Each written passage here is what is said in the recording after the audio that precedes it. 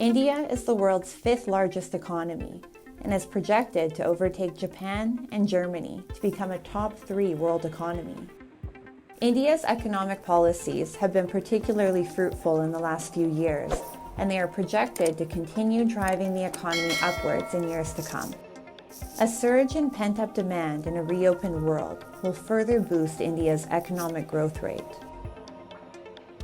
While many countries throughout the world are bearing the brunt of a high inflation-driven downturn, India's economy continues to blossom. India's pro-peace, pro-dialogue approach to world affairs is the one that makes sense for her economy and her people. So why should India copy the West's Russian condemnation and isolation? A rational approach for an industrializing India would be to avoid any unyielding positions that may affect her growth momentum. Be it any tech hiccup, a trade barrier, or a diplomatic obstacle, India would be wise to avoid conflicts. We do take side of the reason. The reason is that there should be no war, that there should be peace, that the UN Charter should be followed. So those are the kind of things that dialogue and diplomacy should be given preference. And when we say so, we are not merely articulating them as a matter of principle.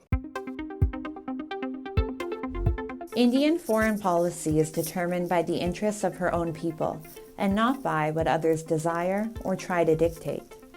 India has refrained from picking sides whenever an attempt has been made to polarize the world by any individual force or any grouping. Modi's government feels no pressure. ये fear आपके दिमाग में होगा, मेरे दिमाग में तो नहीं है. मेरे को लगता है मेरी from my disposition, मेरे को कोई fear है. A look back on history makes it evident that India has always been a neutral and pro-peace country.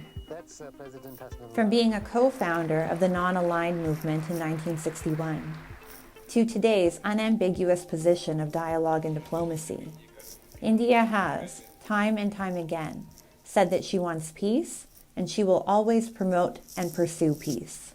India's realist leadership is cognizant of the fact that it is her sustained economic efforts that will catapult her from a low-income country to a middle-income country. It is the result of this philosophy, and not one of blindly choosing sides, that India's real GDP, according to the World Bank, will register a 6.9% growth in the 2022 to 2023 financial year. New Delhi has also made it clear that she will always prioritize her people over politics. Her oil import from Russia is singularly based on low-price oil availability from Russia. This should not be interpreted in any other way.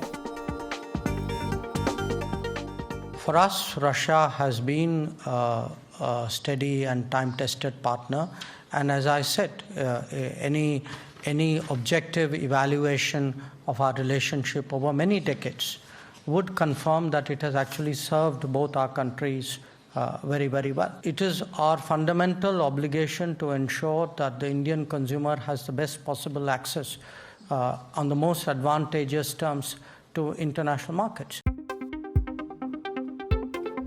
Over the years, India has had economic, military, and diplomatic needs, which Russia has always responded to considerately. Whether it was 1971, when Western powers colluded with the rogue military establishment of Pakistan, or when India's gasoline-driven economy needed low-priced oil to keep its economy on track, Moscow has been a tried and tested partner to Delhi.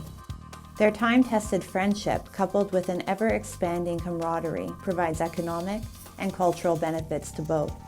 The Western world, and their media in particular, needs to understand the nuances of the India-Russia bilateral relationship, one that thrives on cooperation and not on conspiracies. There are many who say that India-Russia relations are criticized because India is emerging as an economic superpower and diplomatic heavyweight. India's first priority has always been looking after her citizens and their interests. India's pro-peace, pro-people, and pro-diplomacy approach is the one that will continue to guide Brand India towards new heights, economically and geopolitically.